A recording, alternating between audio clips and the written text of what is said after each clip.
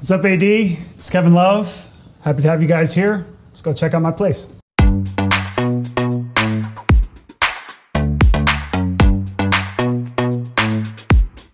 So initially I chose New York City because when I was 17, 18 years old, I actually wrote in a journal that I would have a New York apartment by the time I turned 30 years old. So when I was 29, actually only a few months before I turned 30, it was June 13th of that year. My birthday, September 7th.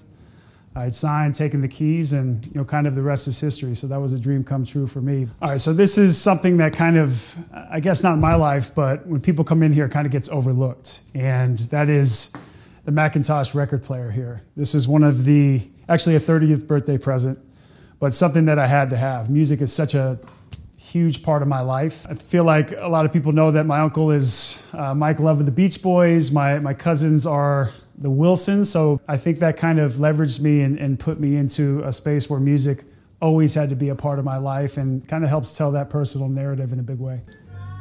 Oh, I'm sorry, I can't play that.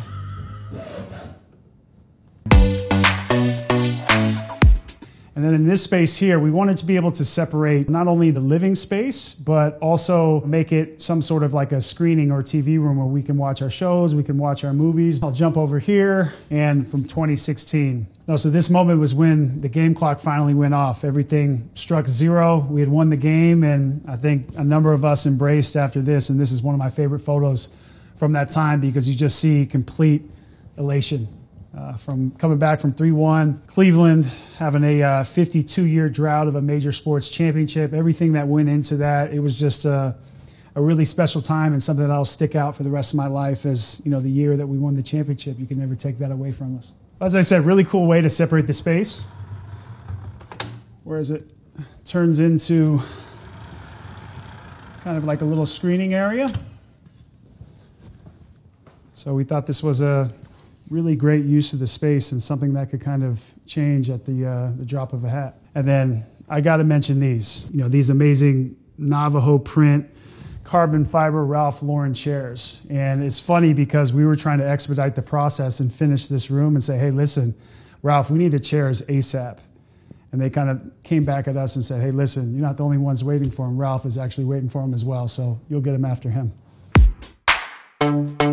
So this table is actually really special. If you look at some of the details, it's actually hand-stitched, and you can see it running linear all the way across and underneath. So they took these two pieces of wood and just made it a really beautiful centerpiece and table. So I loved the idea of having a sculpture in this space, especially in taking advantage of some of the square footage. And having an Antony Gormley sculpture was something that I had always wanted, and making us kind of conceptualize our space and look inward beneath the skin. And that's kind of work that I've been doing over the past several years. I kind of bought it, not even considering that at the time. And I love how the light hits it.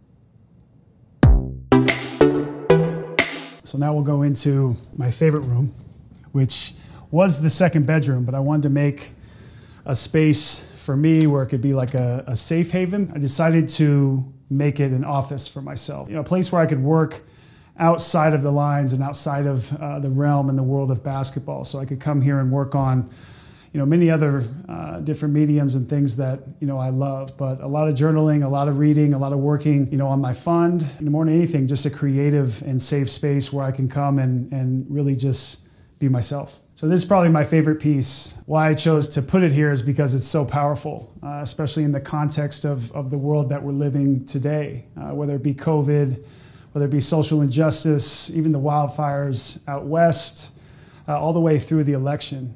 It just shows you that this time that we're navigating becomes more and more complex, and I think that's really what Rashid Johnson wanted to show here. I mean, it's very unique, and he's very unique in his own struggle, but also understanding that we all share this anxious audience. We all share these anxieties, and while that does hold true, that each person individually is suffering in their own right as well.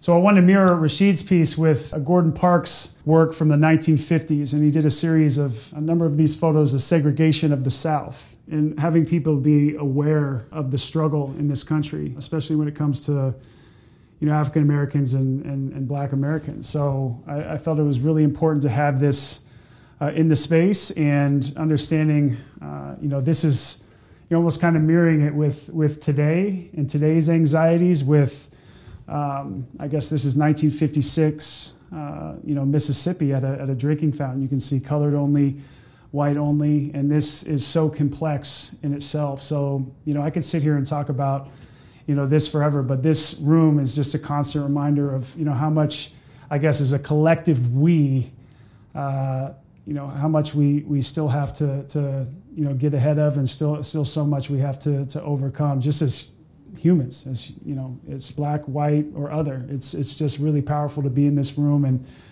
find inspiration and know that our job is not done, it's not finished.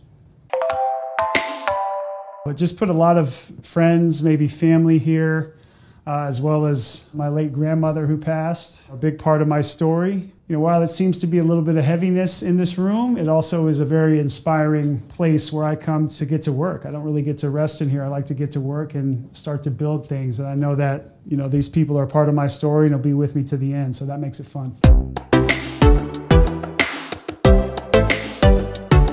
Now we're taking you from the living room and the dining room into the kitchen. The beauty of this space is, and one of the main reasons that I picked this particular floor and unit was because of the sightline. I really love the idea of looking at the trees, the water, the cityscape, and the sky. Still feeling like we were super grounded in New York City in a major way. And the beauty of buying this place pre-built was that we got to have some sort of saying in the construction. The biggest undertaking that we did and we were able to actually get done was opening up this sightline in the kitchen. Originally there was supposed to be a wall here all the way across.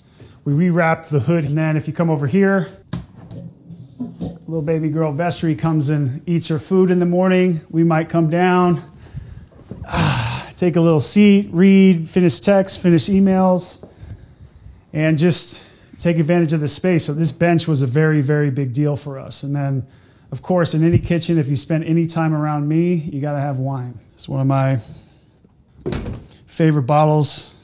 It's a good year, 2010. Chateau Matoun Rothschild.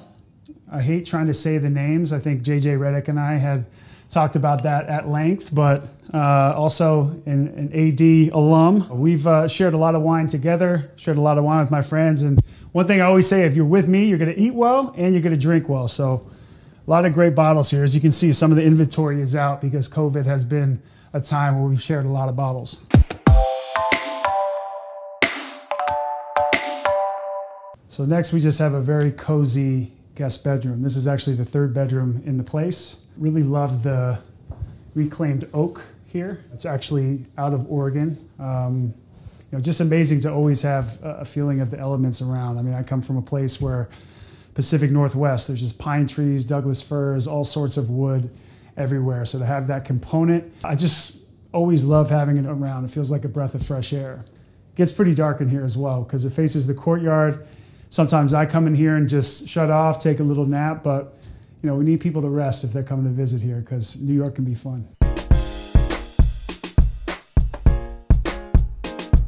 All right, so now we're going to head into the bedroom. Kind of a his and hers across the way. Open this up a little bit. Custom Ralph pinstripe suit, double-breasted. Can't go wrong. Listen, it's not that I'm a Yankees fan. I love New York. I think the luxury and the best thing that New York has going for them is their New Yorkers. So I love that. And then just a number of pieces across the board. Army fatigue. Love my denims. But, I'm a hoodie, flannel guys. You can see the trees here as well. There's just a lot to this space that I really love, and the idea of taking advantage of this closet because it's few and far between when it comes to New York City.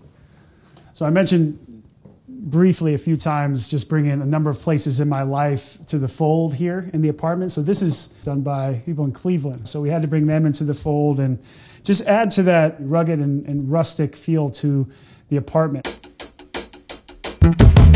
All right, so now the actual bedroom. What I love here is the Pendleton prints, just reupholstering this bench in a way that it was still very functional, but the aesthetic here is crazy. We love this. And then matching it in a lot of ways with Vestry's bed. So this was made particularly for her. She loves it. We can put this anywhere in the apartment. She's going to go sit on that. Another beautiful thing that we wanted was exposed brick. Just adds a certain element and a certain feel that makes you feel like you're in the grittiness of New York City. Whereas the office space is a place where I really get to work. It's kind of like a sanctuary for me. This is where I can really woosah, take a deep breath and just relax. All right, so you guys have seen most of the place, but I couldn't have you leave without meeting the other two stars of the show, and Kate. Hello. And Vestry. Come on, girl. Don't be shy. It's okay. Good girl. Good girl. She wants some wine, Want some huh? wine? All right, AD, thank you so much for letting us show you our space. We got to take Vestry on a walk. We got to enjoy this wine. And we're going to get back to the rest of our day. Thank you. See you later.